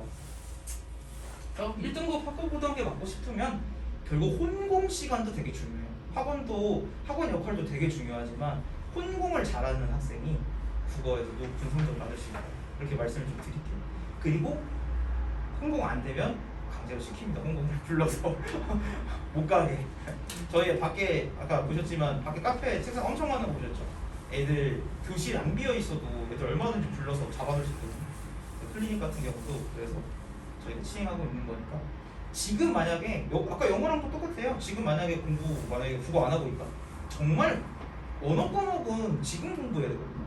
언어 과목은 아까 제가 김상백 쌤 말씀한 거랑 똑같은 말씀 드리면 언어 과목은 지금 공부하는 거예요. 왜냐면 괜히 어렸을 때 영어 유치원 보내고 이런 얘기가 괜히 있는 게 아니죠. 왜냐면 언어 능력은 나이가 어릴 때부터 개발이 돼요. 그러니까 어리면 어릴수록 아직 나이가 어리면 어릴수록 유리해요. 근데 고등학생에서는 지금 부모님들 자녀가 제일 어린 나이잖아요. 그러니까 사실은 언어, 국어, 영어 이런 거 공부할 지금 뭐 수학은 뭐 기본이고요. 수학은 뭐 딱히 제가 말씀드리고 뭐 기본입니다. 지금 해야 되는 건 영어, 국어 이렇게 좀 말씀을 드리고 싶습니다. 자, 여기까지 좀 말씀을 드리고요. 지금 다음이 수학인데 수학쌤이 제가 들어올 때까지만 앞에 계셨는데 어디 가셨네요. 잠깐. 8시 40분부터 이제 아주 아리따운 저희 학원 스타 강사 수학쌤이 오셔서 설명을 해주실 겁니다. 안녕하세요. 수학 강사 박현주입니다. 네. 마우스. 네네. 이제 평일 저녁에 힘들게 시간 내주셔서 오신 만큼 제가 오늘 중요한 내용만 쭉 집어서 말씀을 드릴게요. 일단 우리 숭실 아이들이 이제 시험이 어떻게 나왔는지 이제 작년 1학기 중간고사 시험을 제가 분석을 해드릴 거예요. 일단 제가 짧게 제 이제 경력이나 양력을 말씀드리면 제가 이제 EBS를 시작으로 스카이도 온라인 6년 했고요. 그리고 올해로 고3 강의 15년 차 됐어요. 그래서 이렇게 데스크에 어머님들께서 요즘에 박형준 선생님 이제 대치동이나 목동에서 수업을 하시니까 은평구지역은 언제 오셨나요? 이렇게 이런 질문을 많이 하신대요. 근데 저는 여기서 시작했어요. 그래서 연신내에 있는 베이스캠프 학원을 버릴 수가 없고 제가 대치동 학원을 못 나가는 한이 있어도 제가 올해로 계속 숭실고등학교 내신을 지켜봤기 때문에 저는 그래도 나름 제가 전문가라고 저는 자부를 하거든요. 근데 숭실고등학교는 어떤 특징이 있냐면 그거를 제가 말씀을 드릴게요. 일단 시험 범위는 제일 적었어요. 그러니까 다른 학교에 비해서 제일 적었어요. 왜냐하면 이게 두 번째 대단원이 이제 복소수식과 부등식까지 있잖아요. 그런데 이제 2차함수 그래프라는 건 그 뒤에 고차 방정식도 있고 부등식도 있는데 그 전까지라는 거예요. 그 예일이나 대성이 부등식까지 들어가거든요. 그러니까 그거에 비하면 굉장히 적은 거죠. 그리고 시험 날짜도 좀 빠른 편이에요. 숭실고등학교가 적게 보고 빨리 보는 학교인데 일단 문제 개수가 20문제랑 4문제예요. 여기 보시면 어머님들 서답형이라고 되어 있잖아요. 서술형이 아니라는 거예요. 이게 만약에 우리 아이들이 이제 숭실 가서 망정인데 만약에 예일여고를 갔다 털려요. 왜냐하면 예일여고는 서술형을 아주 치밀하게 채점을 하십니다. 혹시 첫자리가 예일여고이신 분들은 아실 거예요. 왜냐하면 한 문제 7.8점인데 답만 맞아도 4점을 받아오는 애들이 있어요. 절반만 받아오는. 근데 여기는 지금 답만 맞추면 된다는 얘기예요. 그러면 이 4문제가 어떤 문제들인지 제가 그 소스를 말씀을 드릴게요. 일단 숭실고는 공식적 부교재가 없어요. 그러니까 대성은 있어요. 대성은 아예 학교에서 학기 초에 야 이거 이 정도로 해야 된다라고 해서 모의고사 기출로 만들어진 부교재를 주십니다. 근데 숭실은 1학년 동안 작년 1년 동안 공식적 부교재가 없었어요. 근데 제가 15년 가까이 지켜봤다고 했잖아요, 어머니들. 근데 예전에는 숭실고등학교가 이게 매년 조금 경향이 달라요. 왜냐면 담당 선생님에 따라 조금 다르신데 근데 숭실고등학교는 신사고를 좋아해요. 출판사 중에서. 그래서 신사고 교사용 자료라는 게 있어요. 학교 선생님들한테 배포되는 자료죠. 하지만 제가 다 갖고 있어요. 그래서 그 자료로 프린트가 나오기도 해요. 그러나 공식적 부교재는 1년 동안 없었다. 라고 보시면 되고요. 그러면 우리가 알아서 준비를 해야 되는데 단답형이 어디서 나왔냐? 모두 모의고사 기출문제입니다. 근데 제가 이렇게만 쓰지 않고 여기 뭐라고 적었죠, 어머님들? 고난도, 맞아요. 고난도라고 적었어요. 그러니까 제가 직접 이 단답형 5문제를 찾아봤어요. 근데 자이스토리 같은 기출문제, 즉 얇은 거에서는 보이지도 않는 문제들이에요. 어디에 있냐? 엄마 혀, 마더텅, 그 검정 색깔 책 엄청 두꺼운 거 보셨죠? 거기 보시면 마지막 챕터에 단원마다 마지막 챕터에 고난도 기출 뽀개기 이런 느낌의 마지막 장이 있는데 거기에 들어가 있는 5문제입니다. 네, 5문제. 그래서 이 단답형 5번이 전교생이 아무도 풀지를 못했어요. 그러니까 저희 학원에 작년에 전교 1등, 그러니까 전교 1등을 놓치지 않는 애가 있는데 수학이 그 친구가 95점으로 전교 1등 했어요. 왜냐면 이게 마지막 문제가 5점짜리였거든요. 그래서 만약에 이제 2등급 이상이 목표다. 우리 아이는 1, 2등급은 꼭 받아야 된다라고 생각을 하신다면 반드시 모의고사 기출 학습이 필요합니다. 이제 지금 신규생들도 막 지금 계속해서 들어오고 있는 아이들을 제가 이렇게 좀 1대1로 인터뷰를 하거나 상담을 해보면 우리 아이들이 푸는 문제집들이 굉장히 다양한데 그 아이들 중에 모의고사 푸는 애들이 그렇게 많지 않아요. 제가 이제 여기 베이스 캠프는 좀 2달에 한 번씩 좀 과할 정도로 레벨 테스트를 엄격하게 보는데 혹시 들으셨나요? 네. 그래서 저희가 이제 제일 높은 반이 이제 스카이반, 이제 고1 스카이반. 그래서 고1 스카이반도 이제 강사들이 굉장히 많은데 이제 제가 그 중에 한 반을 맡고 있고요. 그리고 그 밑에 이제 고1 심화반, 그리고 실력, 뭐 기초 기본 굉장히 많아요, 레벨이. 근데 여기서 이제 최근에 들어온 스카이반 아이들조차도 이 스카이반 아이들이라고 하면 수투 기하까지 끝낸 아이들이거든요. 근데 그 아이들마저도 모의고사 풀고 있는 아이들이 손에 꼽아요. 별로 없어요. 그래서 그 정도로 우리 아이들이 모의고사에 대한 중요성이 없어요. 왜냐하면 고3 되면 하는 거구나 라고 생각하는데 아니에요. 은평구 내신도 만만하게 보시면 안 돼요. 1, 2학년 때 모의고사를 섭렵하지 않는다면, 못한다면 숭실고 1등급 이상 못 올라가요. 그래서 2등급 이상은 반드시 모의고사 기출을 해주셔야 돼요. 그러면 제가 이제 정리를 해드리겠습니다. 자, 다짜고짜 모의고사부터 풀면 안 되겠죠. 제일 중요한 건 진짜 기초가 중요하거든요. 또 숭실은 교과서 좋아하기로 유명한 학교 중에 하나예요. 그래서 50% 정도는 교과서에서 나온다고 생각하시면 돼요. 그래서 교과서와 모의고사 기출이 기본 코스입니다. 근데 이제 요렇게만 가면 제가 이제 매년 아이들을 봐왔지만 아무리 1, 2등급이라 할지라도 교과서 한 번 풀어가지고 애들이 기억을 못해요. 생각보다 우리 아이들이, 제가 이렇게 얘기하면 좀 죄송한데 생각보다 아이들이 멍청해요. 그래서 제가 우리 아이들한테 우스갯소리로 얘기를 하지만 기억력이 없어요. 왜냐면 아니 어제 한 것도 기억 못하는. 네, 그래서 속상하죠. 그래서 그런 아이들을 위해서 제가 예상 모의고사를 준비합니다. 그러니까 예상 모의고사는 뭐냐면 교과서가 중요하잖아요. 그 중요 포인트들은 제가 봐도 중요한 문제들을 학교생들이 꼭 내시거든요. 그 변형 문제, 교과서 변형 문제, 그리고 학교에서 좋아하는 그 신사고 출판사 그런 문제들이 많이 나오기 때문에 그거. 그 다음에 모의고사에서도 가장 중요한 거 최신 기출 이런 걸 내시면 돼요. 아까 제가 단답형 마지막 문제는 전교생 아무도 못 풀었다고 했죠. 그게 도대체 몇 번이길래 그러냐. 모의고사 30문제 중에서 몇 번째일 것 같으세요? 진짜 어려운 문제, 가장 어려운 문제. 네, 그것은 바로 몇 번이죠, 어머님? 30번이에요. 근데 무슨 문제냐, 그게 고2, 3월 모의고사가 고1 전범이잖아요, 수상수학. 그래서 고등학교 2학년 아이들이 3월달에 본 모의고사에 30번 문제를 변형해서 낸 게 마지막 단답형이에요. 그러니까 저건 정말 만점자와 1등급을 가리기 위해서 내신 거겠죠? 정말 아무도 못 풀었어요, 승질 애들이 작년에. 그 다음에 3스텝이 뭐냐면 이제 제가 현장에서 되게 중요하게 생각하는 건데요. 제가 이제 1학년, 2학년, 3학년을 다 가르쳐보면 아이들이 생각보다 정리를 잘 못한다는 거를 느껴요. 왜냐면 아무리 공부를 잘해도 이게 수학만 하는 게 아니기 때문에 아까도 말씀드렸지만 기억력이 없어요. 그러면 그런 아이들을 이제 제가 다 책임져야 되지 않겠습니까?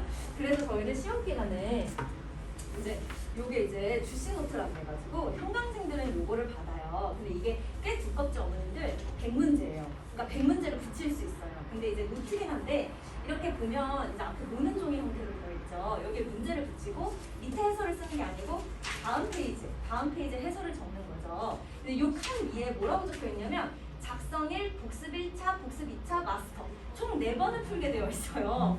그러니까 아이들이 혼자 개인적으로 오답 노트를 하는 애들 별로 없지만 있어도 애들은 붙이고 그 포만감에 책상 이렇게 책꽂이에 이렇게 놓고서 안 꺼내잖아요, 애들이. 특히 여자애들은 막 사진 찍어서 인스타그램에 올리고. 근데 그게 아니고 여러 번 풀어서 내 걸로 만들어야 되는 게 되게 중요한데 그 작업을 아이들이 정말 죽기보다 싫어하거든요. 자존심이 세가지고. 그래서 그거를 제가 그걸 감당합니다. 그래서 저희는 시험 2주 전부터 새로운 문제를 안 풀려요.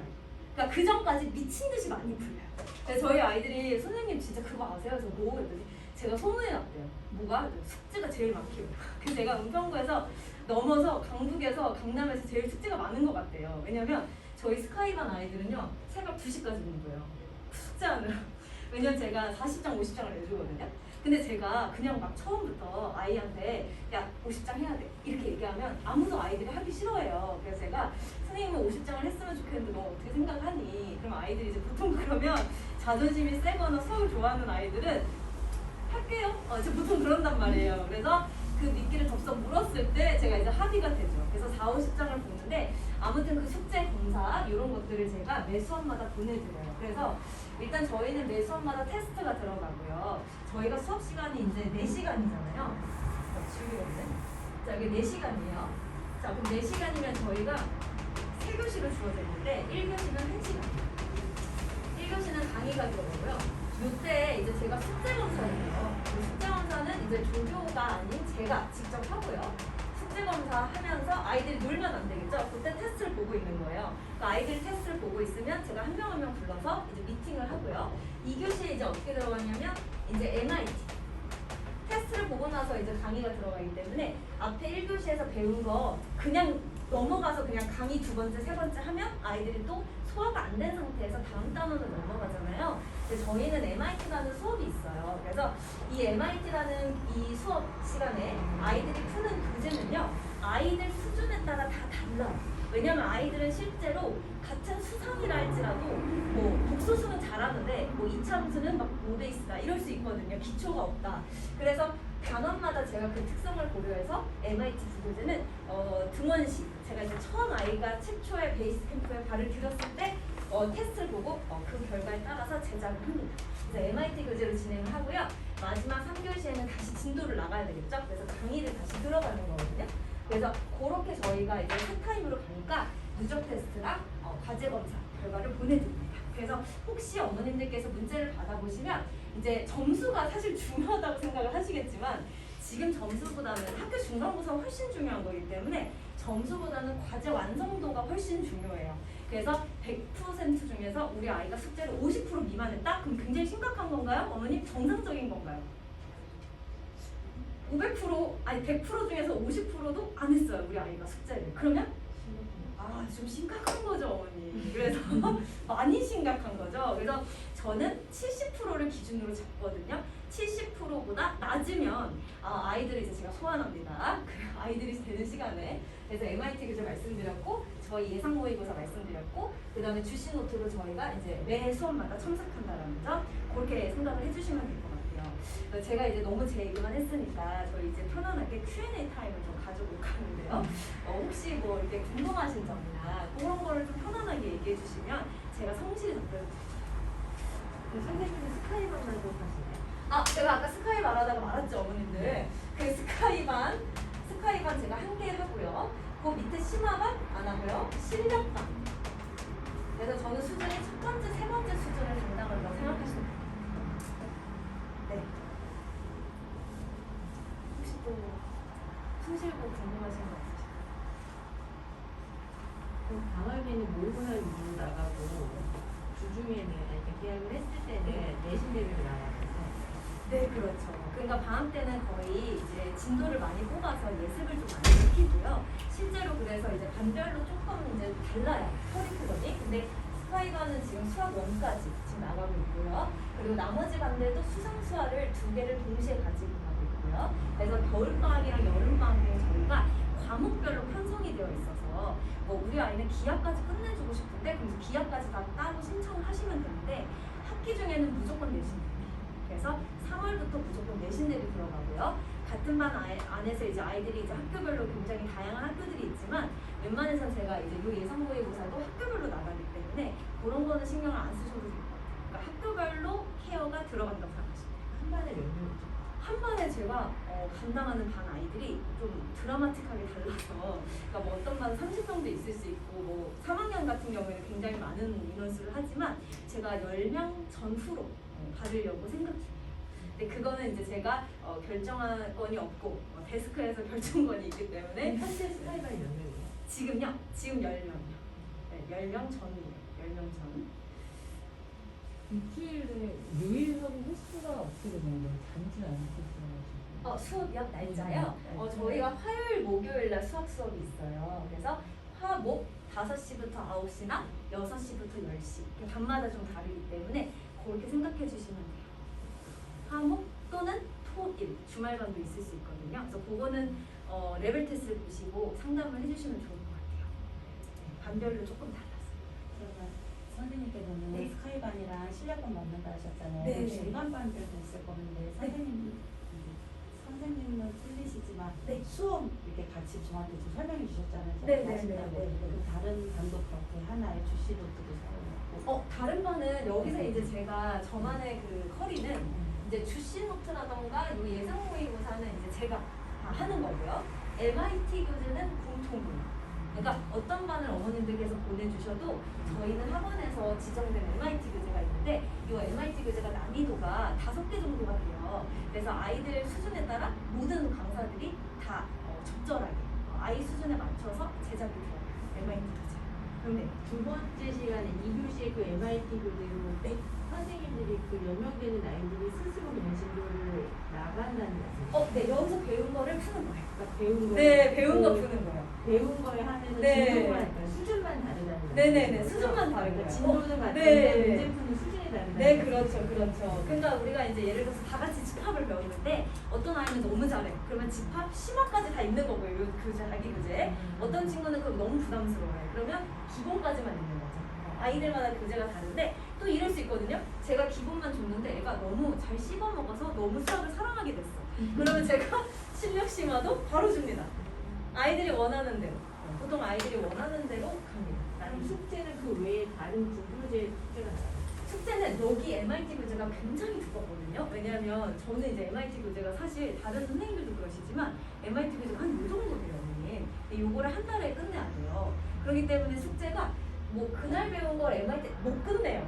너무 많아서. 그래서 아이들이 주로 집에서 숙제를 한 30장 정도는 해와야 되는 분량이 생깁니다.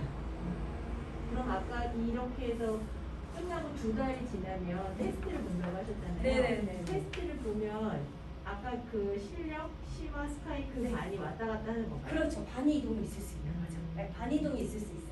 근데 저희가 그래서 방학 같은 경우에, 그러니까 뭐 학기 중에는 상관이 없잖아요.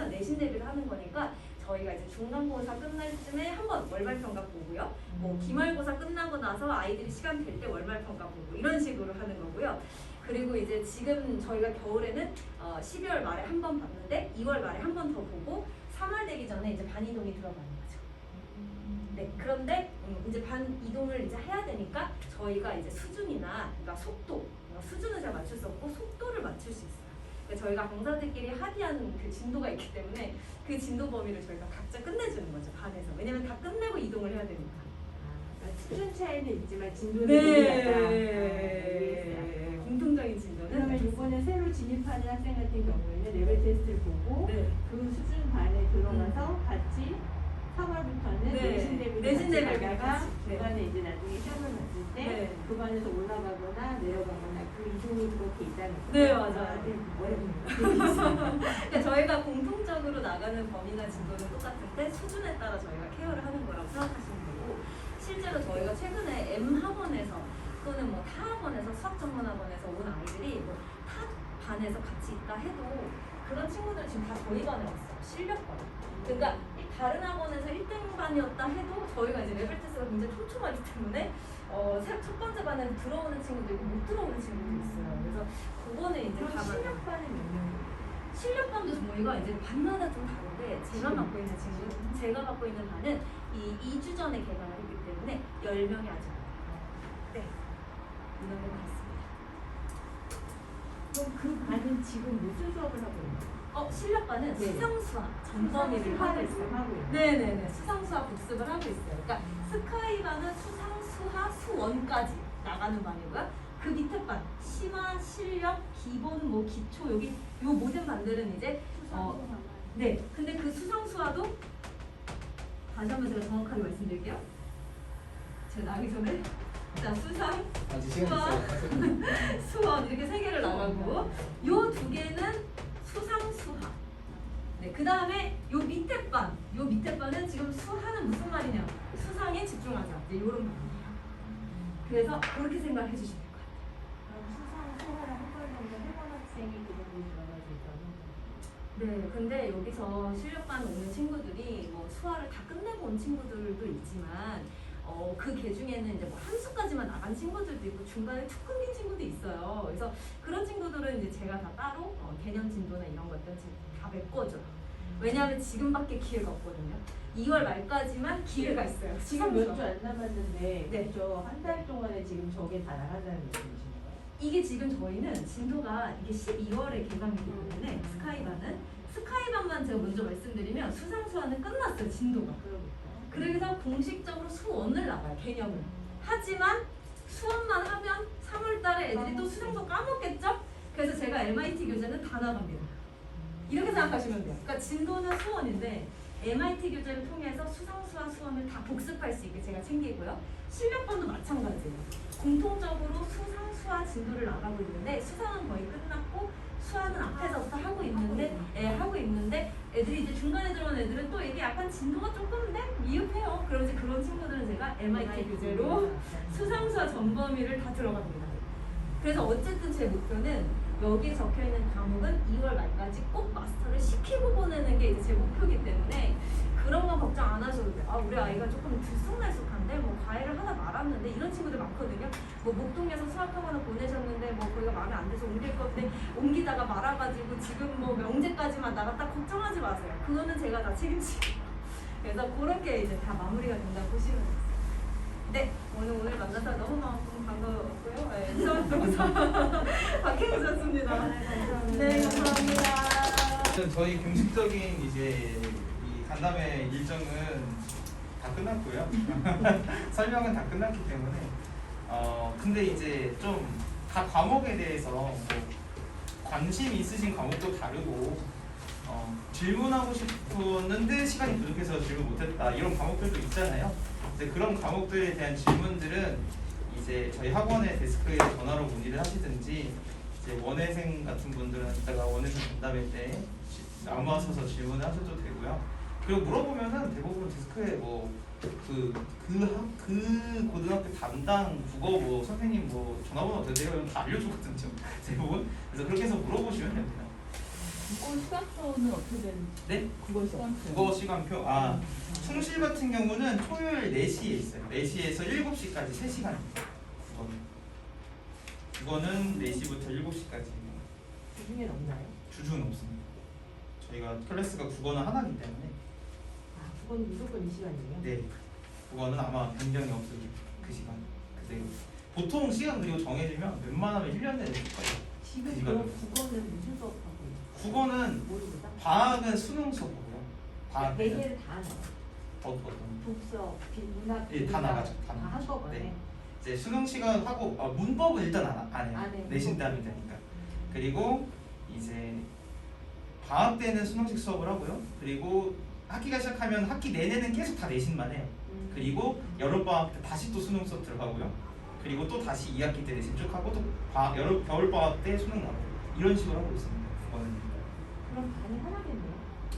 그쵸. 성실은 반이 하나. 토요일 4시에 클래스 딱 한 개 있습니다. 학교마다 다르나요? 학교마다 달라요. 네. 학교별 수업으로 나가야 되니까 수능식 수업도 학교별로 나눠져 있어요. 이미. 왜냐면 미리 나눠놔야 수능 딱 내신 시작할 때 즈음에 나누려고 하면 곤란하거든요. 그래서 애초에 나눠져 있습니다. 지금부터 이미 나눠서 나가고 있어요.